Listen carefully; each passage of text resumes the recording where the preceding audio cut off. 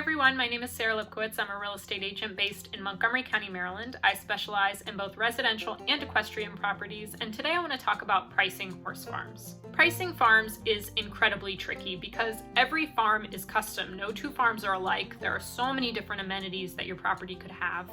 And on top of that, it's very, very common when you're interviewing agents for one agent to give you a price point that is $100,000 off from what another agent might have told you. So how do you decide exactly what on-market price you want without playing a game of trial and error? Because that's not exactly something you want to get into when you're selling what is very likely to be your most valuable asset. So the first thing we look at when we are pricing a farm are the comps and the location.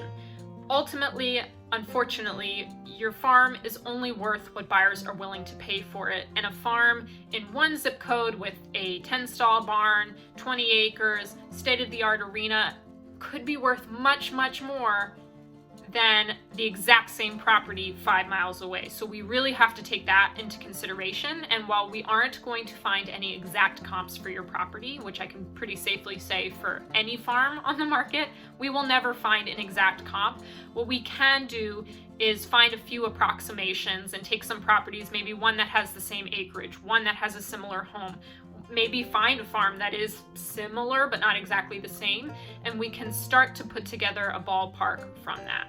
So now that we might have a ballpark from looking at what has sold in the area in the last couple of years, we can start to kind of break down the price in order to check and see if that might be correct. The first thing we'll start with is acreage. Price per acre is a pretty easy thing to figure out. You don't have to go back that far on price per acre. You can really check the last 6 months to a year and pretty easily put together an average price per acre and kind of start there as a foundation. The next thing we look at is the value of the house. And again, this is pretty easy to do because you can look at residential properties that have sold in the last 6 months, find some properties that have similar square footage and are in similar condition. That's a pretty important piece. And determine what this property would be worth if it was just a house on a residential property.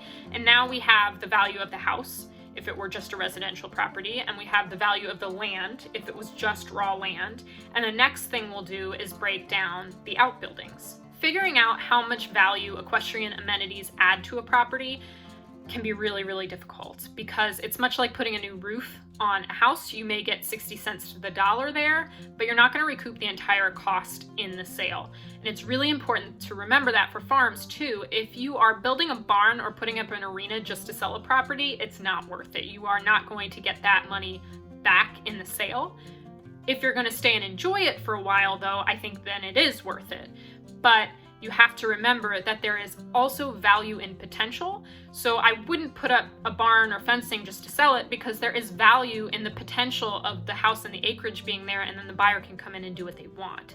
So it's a very, very important piece to remember. You know, if the outbuildings are already in place, great, they add value. We'll kind of look at what it would cost to build something similar and we will factor that into the price, but I wouldn't go wild putting in amenities just for sale value. Now that we've considered each layer, we add all those up, the price per acre, how much the house is worth, how much the amenities are worth, and we take a percentage of that to come to a price point or a price range in which the seller can choose.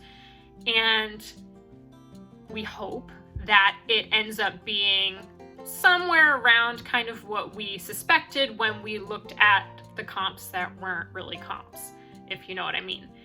And I know this video isn't exactly giving you a formula because, again, that how much of a percentage we take depends on the area, depends how big the property is. But I know I'm not giving you a formula here. However, I do hope this kind of helps you understand what you need to think about and how you need to think about it when it comes to pricing your farm for sale or, you know, working with an agent to price a farm, because it's not straightforward. And I mean, to the extent that if you're selling a big piece of property, you need to keep in mind that just because it doesn't sell in a day doesn't mean it's priced wrong. It might take a few weeks or even months, depending on where you are, to sell a property that's more than 25 acres. And the same can go for farmettes too. Those tend to move quicker, but they're slower than residential properties. So, you know, after a certain point, I think price drops are something you should consider.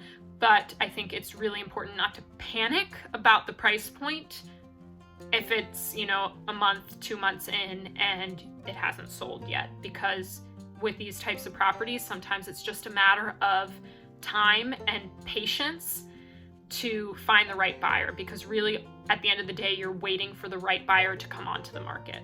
Thank you for watching. Again, my name is Sarah Lipkowitz. I'm a real estate agent based in Montgomery County, Maryland. I specialize in both residential and equestrian properties in Maryland and Virginia.